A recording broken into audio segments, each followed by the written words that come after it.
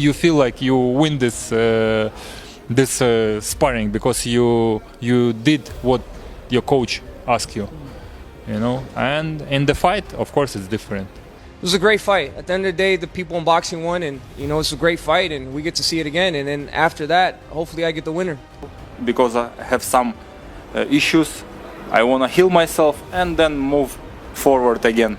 Doesn't matter, trilogy, Benavides, Canela, or as always, I'm just waiting offer.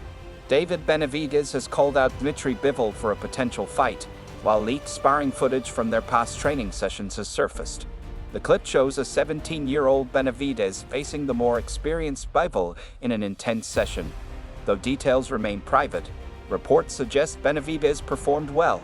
However, sparring is meant for practice, not public evaluation, and leaked footage has sparked debate in the boxing community. Many argue that such leaks can misrepresent a fighter's true skills. Despite the controversy, fans remain eager for these rare behind-the-scenes glimpses.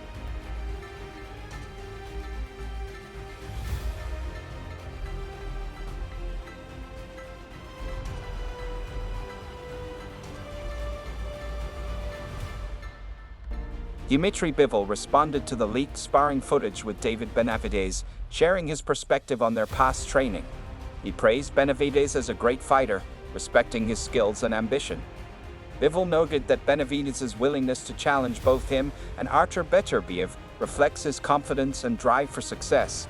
Looking back on their sparring sessions, Bivol recalled that both fighters had strong moments, using the opportunity to test different techniques under their coach's guidance. Him as a fighter, he's a really great fighter, and what he's saying that he wants to fight me and Beterbiev, it means that he's a great fighter, he's confident, and he wanna achieve more and more. It's good, and what I could tell. Do you remember the sparring with David? Yeah, I remember. Yeah, we had a couple of sparrings. I remember it was some of good moments from my. Bivol emphasized that sparring is purely for training, where fighters experiment with strategies rather than seek dominance. He explained that these sessions allow boxers to follow their coach's instructions, sometimes succeeding in one round and struggling in another. However, he stressed that sparring and a real fight are entirely different. In a match, a fighter must quickly adapt and abandon ineffective techniques, unlike sparring, which focuses on drills.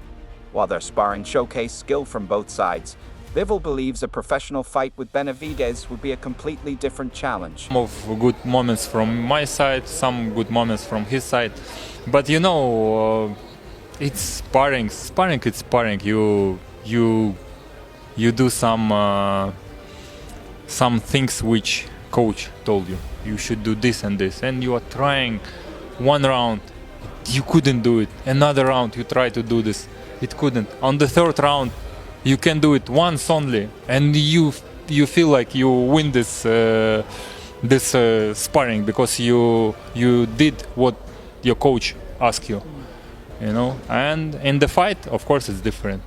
In the fight, they ask you to do something. You will not waste your time if it's not. After his hard-fought victory over Artur Beterbiev, Dmitry Bivol addressed questions about his future during a post-fight interview. Now the undisputed light heavyweight champion, he reflected on his achievement, emphasizing the importance of enjoying the milestone before planning his next move. While acknowledging the need to recover from physical issues, Bivol remained open to any challenge, whether a trilogy with Beterbiev, a fight against David Benavides, or a bout with Canelo Alvarez. When asked about Benavides, he stated he has no preference for his next opponent, instead prioritizing the demands of fans and the boxing world. He made it clear that his goal is to continue challenging himself, whether by facing Benavides, revisiting his rivalry with Beterbiev, or even moving up to cruiserweight. Is possibly instead of a trilogy with Artur? I'm open for any fight, but today I wanna enjoy that I'm undisputed champion. I wanna take care of my health because I have some issues. I wanna heal myself and then move forward again. Doesn't matter, trilogy, Benavides, Canelo, or I just, as always, I'm just waiting offer and I'm saying. Bivol reflected on his rematch victory over Beterbiev, highlighting the key adjustments that secured his win. He used defensive discipline, movement, and counterpunching to outmaneuver Beterbiev, avoiding prolonged exchanges while landing clean, effective shots. Looking ahead, Bivol remains patient, awaiting the right offers. He emphasized his openness to all possibilities, whether it's a fight with Benavides, a trilogy with Beterbiev, or another major challenge. Cementing his status as one of boxing's elite, Bivol is ready for whatever comes next. Dmitry, how do you feel about your next opponent? I think the December it will be just amazing. You know, maybe earlier, maybe October. Why not? You have a preference, David or trilogy? I don't have any preference now, to be honest. What people wanna see, I gonna take. No. A professional breakdown of Benavides versus Bivol highlights why this fight carries more significance than a Bivol-Canelo rematch. If Benavides defeats Bivol, it would be a career-defining moment, elevating him beyond Canelo as the top Mexican boxer of this era. Bivol, known for his technical skill and defensive mastery, presents a tougher stylistic challenge than Canelo. A victory would not only establish Benavides as the best at 168 lobs, but also solidify his dominance at 175. Unlike Canelo, who has already lost to Bivol, Benavides has the opportunity to conquer the same challenge and surpass Canelo's legacy. This fight could shape the future of both the super middleweight and light heavyweight divisions, making it a more impactful showdown for boxing's landscape than a Bivol-Canelo rematch. David Benavides versus Bivol is a way better fight than David Benavides versus Canelo, only because if he beats Bivol, it proves that he's better than Canelo, is the best Mexican boxer, and is the best at 168 and 175. Teddy Atlas analyzes the challenges and opportunities ahead for David Benavides, with one of the biggest potential opponents being WBA light heavyweight champion Dmitry Bivol. Bivol presents a unique challenge, arguably tougher than Artur Beterbiev in some aspects. His disciplined and precise boxing style allows him to neutralize aggression through movement and counterpunching. A fight between Benavides and Bivol wouldn't just be about power. It would test ring IQ, adaptability, and the ability to impose one's will over 12 rounds. I think the purer puncher probably is Morel for one shot. He's the less experienced guy, but he's got that Cuban background, you know, with the amateur pedigree, over 100-something fights. He's got experience. Even though he's got a lot less fights professional, he's got experience. He hasn't fought the resume professionally that Benavides has, so that's in favor of Benavides.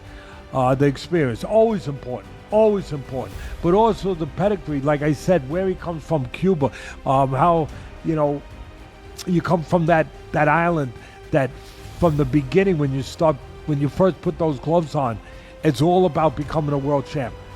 Another major option for Benavides is Canelo Alvarez, the reigning super middleweight champion. Many believe Benavides has been the rightful challenger for years, with his relentless pressure and volume punching posing a serious threat to Canelo's reign. Canelo, an experienced counterpuncher, excels at exploiting openings, much like David Morrell attempted but failed to do against Benavides. He also wields a dangerous uppercut, a weapon that has proven effective against aggressive fighters like Benavides in the past. While both fights would be financially lucrative, Benavides doesn't necessarily have to take the toughest road. However, if he seeks to cement his status as one of the greatest Mexican boxers, a victory over either Bivol or Canelo would elevate his legacy. No matter which path he chooses, the road ahead is challenging, and at the elite level, every fight is a gamble. His decision will shape his future in the sport. He says, quote, "I don't want to fight someone who doesn't mean something for my career. And the best out there now is David Morrell." I see him coming up to 175. He's talking about it. So I'm going to shut his ass up. And also, it would be a bigger pay-per-view if we wait later. His name is not that big, but, you know, I don't... They just talk the way you want your fighters to talk. They're all about the smoke. They want to fight everybody. It seems like whoever would win the Morrell-Benavides fight get the shot. But at the end of the day, we got a guy who wants to fight a tough guy. David Morrell is so good. David Morrell is a high-risk, low-reward fighter. You have to overpay people to step in the ring with him. If you don't overpay them, you won't get them in the ring. It's as simple as that, Jack. So, David Morrell going into 2024, one of the most exciting fighters, got an exciting style, has a fan base in Minnesota. You know, that's the knock on the Cubans. No international distribution on the Cuban feed because they don't show the fights. Has a fan base in Minnesota. Now we need to see the fights. Vladimir Shishkin, Christian and Billy. Any of those guys on the back end of the top 10, I want to see them in with him.